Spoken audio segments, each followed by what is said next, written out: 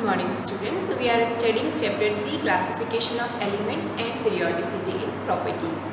In the last video we have seen about the atomic radius. We have seen there are three types of atomic radius: covalent radius, Monroe radius and the metallic radius. Okay. We have also seen what is the trend of the atomic radii in the periodic table. When we move left to right in a period, what is happening? The atomic radius decreases. Okay, there is a decrease in the atomic radius. So atomic radius decreases. Okay, atomic radius decreases when we move left to right in a period, and when we go down in a group, the atomic radii increases. Atomic radii क्या होता है? Increase होता है. That we have seen. Today we are going to learn about the ionic radius. ठीक है? Ions, जब कोई atom ion बनाता है तो उसका ionic radius होता है और उसके बारे में हम बात करेंगे. Okay, so first will discuss what is ion. Ion क्या होते हैं? So what is ion?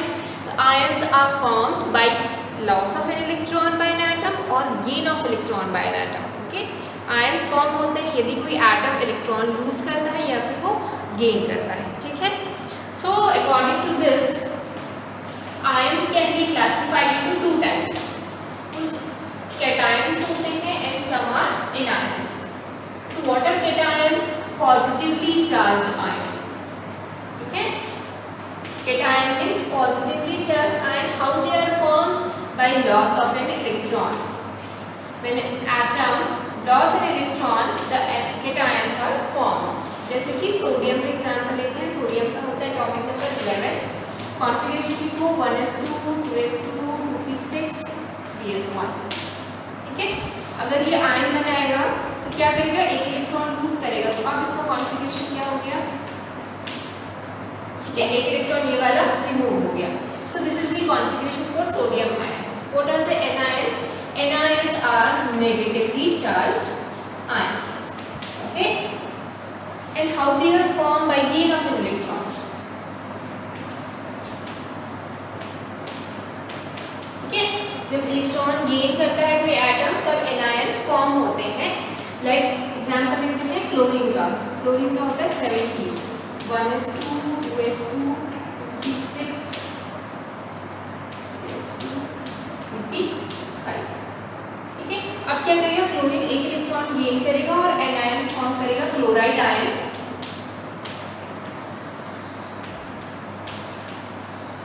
तो यहाँ पर 5 था, अब यहाँ पर क्या हो जाएगा 6, क्योंकि उसने एक इलेक्ट्रॉन गेन कर लिया. तो यहाँ पर बना एनायन, यहाँ पर बना कैटायन. समझ रहे हैं कैटायन कैसे बना? Loss of electron. इलेक्ट्रॉन का यहाँ पर क्या हुआ? लॉस हुआ. तो एक इलेक्ट्रॉन रिमूव हो गया यहाँ से, तो हमको ये मिला. यहाँ पर एक गेन हुआ इलेक्ट्रॉन का, तो एनायन फॉर्म हुआ, दैट इज क्लोराइड आयन. और यहाँ पर 5 था, एक 6 हो गया है ना. मैक्सिमम p ऑर्बिटल में कितने इलेक्ट्रॉन आ सकते हैं? 6. तो 6 यहाँ पर. क्लियर हुआ? सो ये था कैटायन और एनायन. ठीक, अब हम देखते हैं कि कैटायंस जो हैं, आयंस का जो रेडियस है और एटम का रेडियस, इनको कंपैरिजन करेंगे. ठीक है, so comparison of the ionic radii.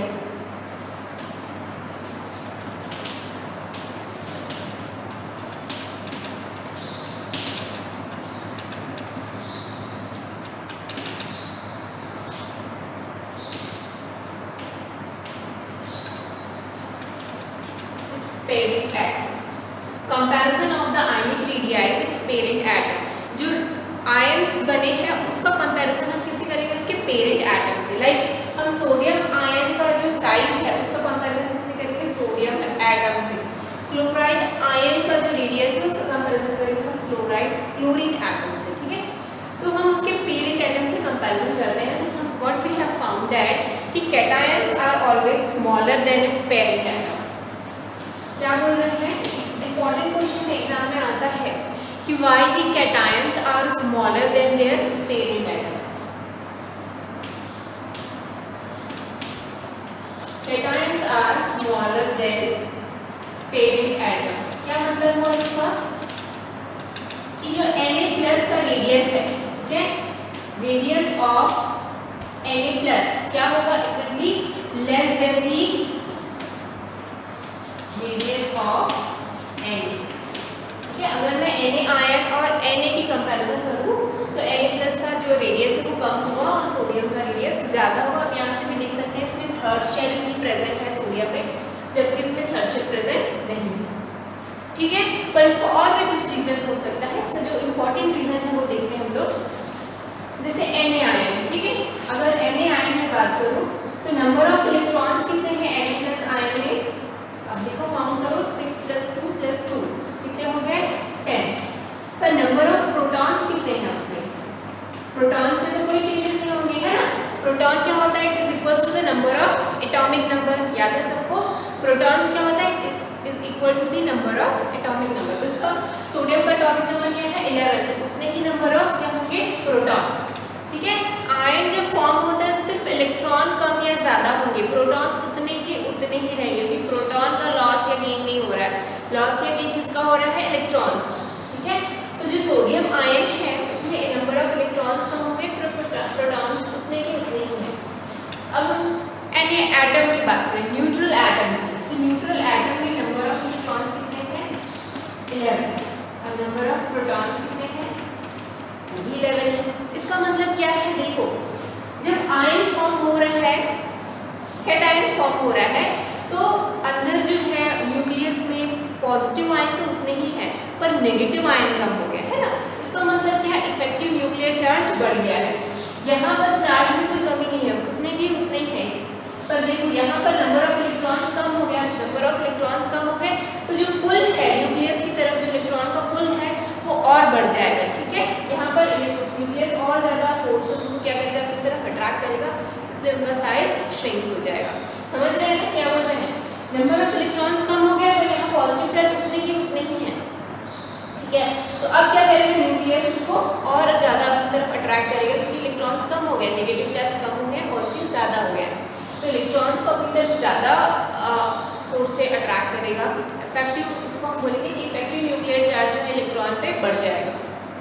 ठीक है, इसलिए साइज श्रिंक हो जाएगा। पर यहाँ पर है जितने इलेक्ट्रॉन्स हैं उतने ही प्रोटॉन्स हैं, तो साइज बड़ी रहेगी। ठीक है, तो इसी वजह से जो भी कैटायंस हैं वो स्मॉलर होते हैं अपने करस्पॉन्डिंग एटम से। क्लियर हुआ? क्यों? क्योंकि जो न्यूक्लियस है उसमें नंबर ऑफ प्रोटॉन्स तो सेम रहेंगे, है ना। इसका रीजन क्या है? नंबर ऑफ पॉजिटिव आयंस या फिर protons remains the same in case of, remains the same but number of electrons get decreases, number of electrons कम हो जाता है, तो क्या हो जाता है? Z इफेक्टिव, मतलब इफेक्टिव न्यूक्लियर चार्ज क्या हो जाता है? बढ़ जाता है। इफेक्टिव न्यूक्लियर चार्ज बढ़ गया मतलब फोर्स ऑफ अट्रैक्शन, ज़्यादा फोर्स ऑफ अट्रैक्शन से वो इलेक्ट्रॉन जो है न्यूक्लियस की तरफ पुल हो रहे हैं और साइज क्या हो गया है? कम हो गया है। सो कोई भी कैटायंस अपनी जो पेरेंट एटम से छोटा ही होता है। लाइक अगर Mg2+ आयन और Mg आयन के रेडियस पे हम कंपैरिजन करें, सो Mg2+ आयन का रेडियस कम होगा और Mg का रेडियस ज़्यादा होगा। ठीक है, Mg एटम का। So cations are always smaller than their parent atom. Clear हुआ? ये एग्जाम में आता है ना, ऐसे या तो पूरी क्वेश्चन आएगा कि why the cations are smaller than parent atom, या फिर आपको क्या आएगा कि आपको बताना है कि किसकी साइज बड़ी है किसकी साइज कम है। ठीक है, कौन से आयंस की साइज बड़ी होगी, कौन से आयंस की साइज कम होगी, ये बताने के लिए आपको ये कॉन्सेप्ट पता होना चाहिए। ठीक है, तो आयंस जो होते हैं हमेशा अपने पेरेंट एटम से छोटे होते हैं, कैटायंस। ठीक है, कैटायंस हमेशा अपने पेरेंट एटम से छोटे होते हैं। और कंपैरिजन करते हैं।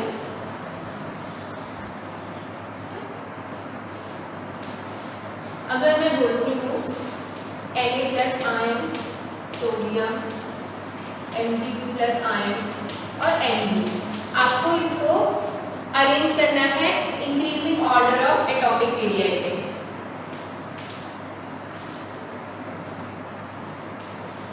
Increasing order of their size, है ना। रेडियाई मतलब क्या? उसकी साइज की बात हो रही है। रेडियस जितना बड़ा होगा साइज उतना बड़ा होगा, रेडियस जितना छोटा होगा साइज उतना ही छोटा होगा। तो इंक्रीजिंग ऑर्डर ऑफ साइज पे आपको जमाना है कि किसका साइज छोटा होगा किसका कम। तो ऑब्वियसली जो है Na आयन जो है Na से छोटा होगा, Mg2+ आयन Mg से छोटा होगा। ठीक है, और हमको देखना है कि सोडियम और मैग्नीशियम में कौन सा छोटा है कौन सा बड़ा है। ठीक है, तो सोडियम फिर आता है मैग्नीशियम। आप जब इस तरफ जाते हो, है है ना, पीरियड में जब हम लेफ्ट टू राइट जाते हैं तो क्या होता है, साइज क्या होता है, छोटा होता जाता है।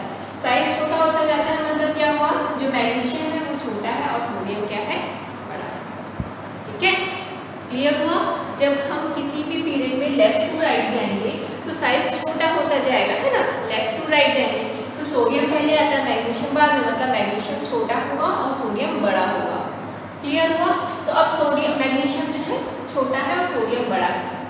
अब हम देखेंगे इन दोनों में कंपैरिजन करेंगे तो मैग्नीशियम से छोटा क्या होगा, कैटायन होगा, है ना, जैसे अभी हमने बोला कि कैटायन जो है अपने पेरेंट एटम से छोटा होता है। इसका मतलब क्या हुआ, Mg2+ सबसे छोटा हो गया, उससे बड़ा क्या हो गया, Mg हो गया। ठीक है, उससे छोटा क्या हो जाएगा आपका सोडियम आयन, और सबसे बड़ा क्या हो जाएगा सोडियम। ठीक है, तो ये इनका एटॉमिक रेडियस के साइज पे इंक्रीजिंग ऑर्डर होगा। क्लियर हुआ ना। सबसे पहले हमने क्या किया, एटम्स को कंपैरिजन किया। एटम्स में देखा सोडियम और मैग्नीशियम में कौन सा छोटा है कौन सा बड़ा है, तो मैग्नीशियम छोटा होगा क्योंकि जैसे जैसे हम पेन में लेफ्ट टू राइट जाते हैं साइज छोटा होता जाता है, तो मैग्नीशियम ऑब्वियसली छोटा है, सोडियम बड़ा है। अब हम आयंस का कंपैरिजन करेंगे तो मैग्नीशियम जो आयन है वो मैग्नीशियम से छोटा होगा, by because cations are smaller than the parent atom. ये रीजन नहीं लिखना है, एग्जाम में आएगा तो आपको क्या लिखना है, अगर आपको एग्जाम में आता है कि why magnesium ion is smaller than the magnesium, ठीक है, अगर एग्जाम में आता है कि रीजन लिखने की why magnesium ion is smaller than the magnesium, तो आपको ये रीजन लिखना है ना, कि नंबर ऑफ इलेक्ट्रॉन्स कितने हैं, नंबर ऑफ प्रोटॉन्स कितने, फिर आपको लिखना है कि जो आयंस है उसमें नंबर ऑफ प्रोटॉन्स तो सेम है बट नंबर ऑफ इलेक्ट्रॉन्स कम हो गए, जिसकी वजह से क्या हो रहा है, इफेक्टिव न्यूक्लियर चार्जेस बढ़ गए हैं और इसी वजह से साइज क्या है, श्रिंक हो गया है। ये रीजन लिखना है। ठीक है, पूरा रीजन ऐसा लिखना एग्जाम में आएगा तो 1 मार्क्स का, और आपका हाफ ईयरली एग्जाम अक्टूबर में होगा और होपफुली स्कूल खुल जाएगा तो आपका रिटर्न एग्जाम होगा, इसलिए क्वेश्चन आंसर लर्न करना स्टार्ट कर देंगे। ओके, तो मैग्नीशियम आयन और मैग्नीशियम में मैग्नीशियम छोटा हो गया, ठीक है, तो ये कंपैरिजन हो गया। अब सोडियम आयन और सोडियम में सोडियम आयन छोटा होगा, ये कंपैरिजन। तो this is the order of their size, increasing order of the size. आपकी बुक में भी एक क्वेश्चन है 3.5, ठीक है, 3.5 में देखेंगे विच ऑफ, आपकी बुक निकाल के, which of the following species will have the largest and the smallest size. ठीक है, आपकी बुक में स्पीशीज दिए हुए हैं Mg2+, एल्यूमिनियम और एल्यूमिनियम 3+। सेम यही क्वेश्चन है, इसमें आपको बताना है कि किसका साइज सबसे कम होगा और किसका साइज सबसे ज़्यादा होगा।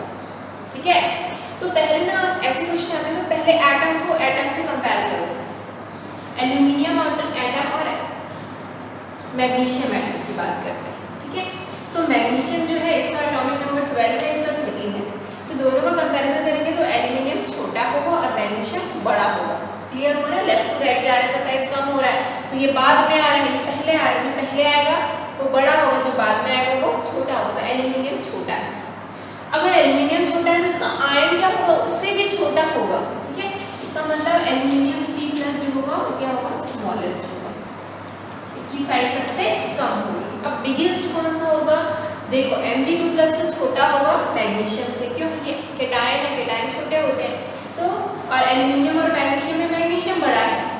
ठीक है, और मैग्नीशियम और मैग्नीशियम आयन में मैग्नीशियम बड़ा है, तो सबसे बिगेस्ट क्या हो जाएगा, ये लार्जेस्ट, क्या लिखा है लार्जेस्ट। ठीक है, तो this magnesium will be the largest और ये एल्यूमिनियम आयन क्या होगा, स्मॉलेस्ट। समझ में आ रहा है, कैटायंस छोटे होते हैं और पेरेंट एटम बड़े होते हैं। ठीक है, सो एल्यूमिनियम और एल्यूमिनियम 3+ में से ये स्मॉल होगा, ये बड़ा होगा। ठीक है, cations are always smaller than their parent atom, तो ये कैटायन ये तो छोटा ही होगा एल्यूमिनियम से। ठीक है, तो ये तो हमारा इस तरीके से हो गया। मैग्नीशियम आयन छोटा होगा तो मैग्नीशियम से, अब इन दोनों का कंपैरिजन करेंगे तो एल्यूमिनियम ज़्यादा छोटा है, इसका मतलब this is the smallest one और magnesium is the largest one. ठीक है, तो ये क्वेश्चन जो है इस टाइप के क्वेश्चन आते हैं आपके एग्जाम में।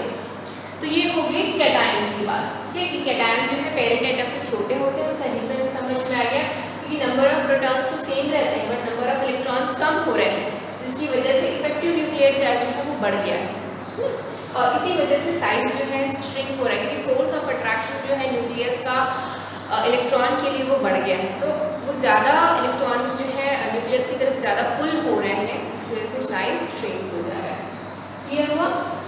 नेक्स्ट है एनायंस का, देखते हैं हम लोग।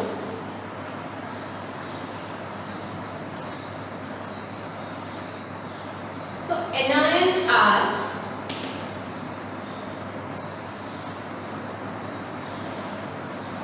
Larger than parent atom. जो एनायंस है वो अपने पेरेंट एटम से बड़े होते हैं। इसका मतलब है, अगर मैं देखूं तो रेडियस ऑफ क्लोराइड आयन मतलब बड़ा होगा रेडियस ऑफ क्लोरीन एटम्स। इसका रीजन भी वही रीजन है, इसमें नंबर ऑफ इलेक्ट्रॉन्स अगर मैं बात करूं क्लोराइड आयन में नंबर ऑफ इलेक्ट्रॉन्स कितने हो जाएंगे? ऐसे तो 17 होते हैं, क्लोरीन में एक इलेक्ट्रॉन गेन कर लिया मतलब 18 हो गया, पर नंबर ऑफ प्रोटॉन कितने हैं? वो तो 17 की 17 ही रहेंगे, क्योंकि प्रोटॉन में कोई चेंजेस होने नहीं है, इलेक्ट्रॉन का गेन और इलेक्ट्रॉन का लॉस हो रहा है। क्लोरीन के केस में देखो नंबर ऑफ इलेक्ट्रॉन कितने हैं इसमें? 17, क्योंकि न्यूट्रल एटम में क्या होता है, न्यूट्रल एटम में जितने इलेक्ट्रॉन होते हैं उतने ही प्रोटॉन होते हैं, सो नंबर ऑफ प्रोटॉन हो जाएगा 7। तो इसमें 17 इलेक्ट्रॉन 17 प्रोटॉन जो है, दोनों के बीच फोर्स ऑफ अट्रैक्शन। यहाँ पर देखो इलेक्ट्रॉन्स बढ़ गए हैं, जबकि न्यूक्लियस में पॉजिटिव चार्ज कम हो गए, ठीक है। अब न्यूक्लियस में पॉजिटिव चार्ज कम हो गया मतलब क्या हो गया? इफेक्टिव न्यूक्लियर चार्ज कम हो गया, और जैसे इफेक्टिव न्यूक्लियर चार्ज कम हो जाएगा मतलब साइज क्या हो जाएगा? बढ़ जाएगा। अब खुद सोचो ना, आप किसी को पुल कर रहे हो अपनी तरफ, पहले एक इंसान को पुल कर रहे हो तो ज़्यादा फोर्स से पुल करोगे, अब बहुत सारे लोग आ गए, अब सबको आपको अपनी तरफ पुल करना है, तो क्या आप उतने फोर्स से पुल कर पाओगे? सबको नहीं कर पाओगे ना।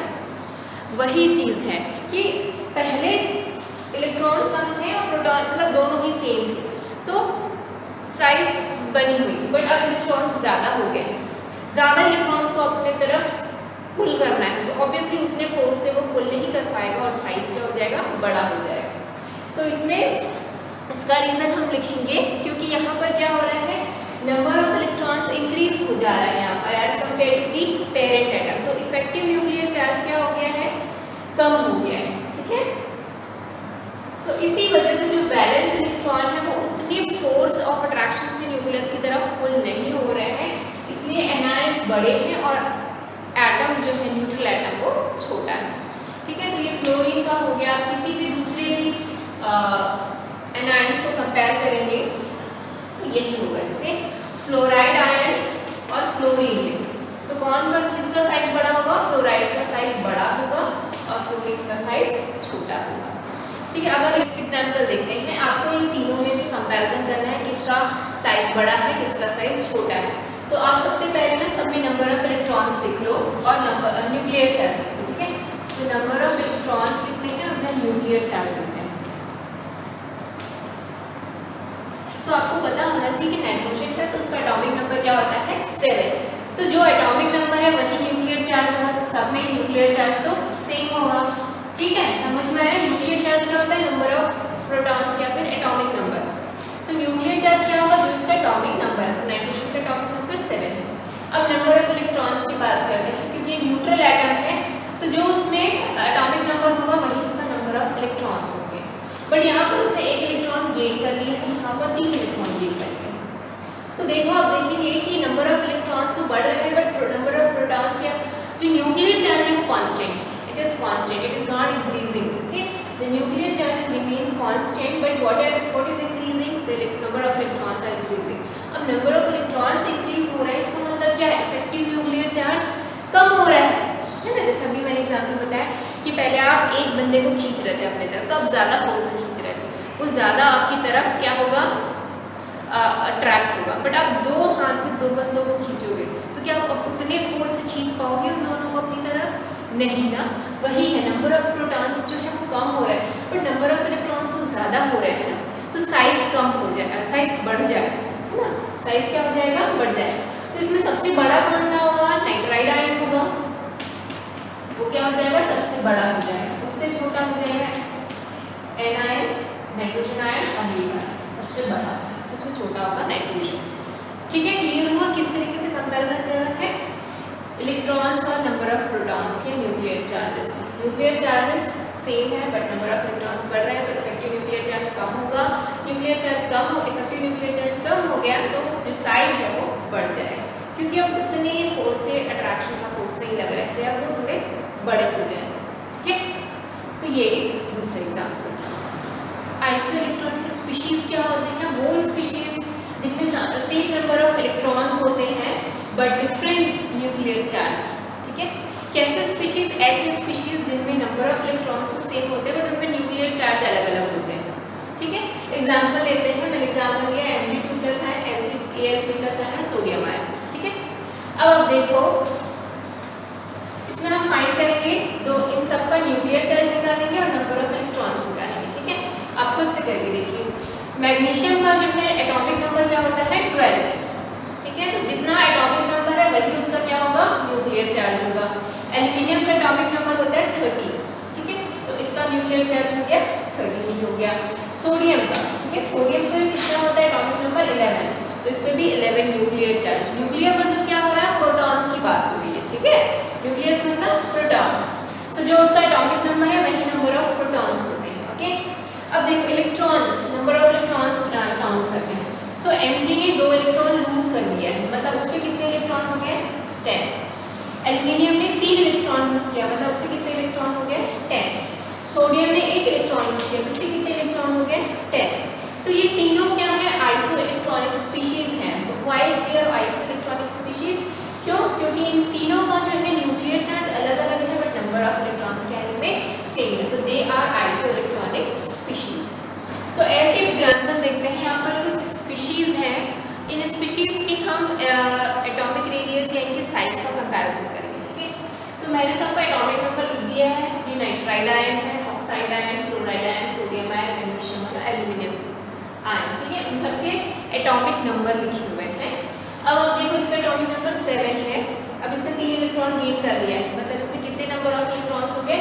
अगर मैं सबके नंबर ऑफ इलेक्ट्रॉन्स को कंपैरिजन करूं तो इसमें 10 इलेक्ट्रॉन्स हो गए। इसने 2 इलेक्ट्रॉन गेन किया तो इसमें भी 10 हो गए। इसने 1 इलेक्ट्रॉन गेन किया, 10 हो गए। इसने 1 इलेक्ट्रॉन लूज किया, इसलिए 10 हो गए। इसने 2 इलेक्ट्रॉन लूज किया, इसलिए 10 हो गए। इसने 3 इलेक्ट्रॉन लूज किया, 10 हो गए। तो देखो ये जितने भी 6 के 6 स्पीशीज हैं ये सब आइसो इलेक्ट्रॉनिक स्पीशीज हैं, क्योंकि नंबर ऑफ इलेक्ट्रॉन्स तो सब में सेम है बट इसका जो न्यूक्लियर चार्ज है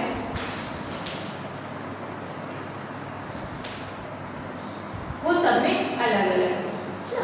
इसमें न्यूक्लियर चार्ज देखो तो 7 है, इसमें 8 है, 9, 11, 12, 13।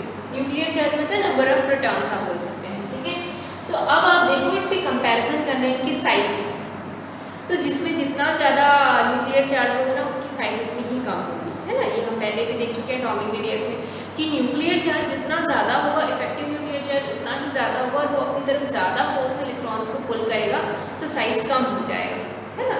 तो अगर हम देखें सब में छोटा कौन सा होगा? जिसमें नंबर ऑफ प्रोटॉन्स ज़्यादा है या जिसमें इफेक्टिव न्यूक्लियर चार्ज सबसे ज़्यादा है? सबसे ज़्यादा किसमें है न्यूक्लियर चार्ज? एल्यूमिनियम। ऐसा कंपेरिजन हम कब कर रहे हैं? जब नंबर ऑफ इलेक्ट्रॉन्स क्या है? सेम है तब। ठीक है, तो सबसे ज़्यादा न्यूक्लियर चार्ज एल्यूमिनियम में है, मतलब वो सबसे छोटा होगा। सो वो सबसे छोटा, इसको मैं लिख दूँगी increasing order of ionic radius. Increasing order में लिखना मतलब सबसे छोटा पहले, सबसे बड़ा लास्ट में। सो सबसे छोटा कौन सा हो जाएगा? Aluminium 3+ ion. अब इसके बाद इन सब में कंपैरिजन करो तो सबसे ज़्यादा न्यूक्लियर चार्ज किसमें है? मैग्नीशियम में, तो अब वो सबसे छोटा हो गया। अब ये भी हट गया। अब इन सब में कंपैरिजन करो सबसे छोटा कौन सा होगा? तो सोडियम आयन। अब ये भी हो गया। आप इस सब पे कंपेयर करेंगे तो फ्लोराइड आयन, फिर ऑक्साइड आयन, अंदर नाइट्राइड आयन।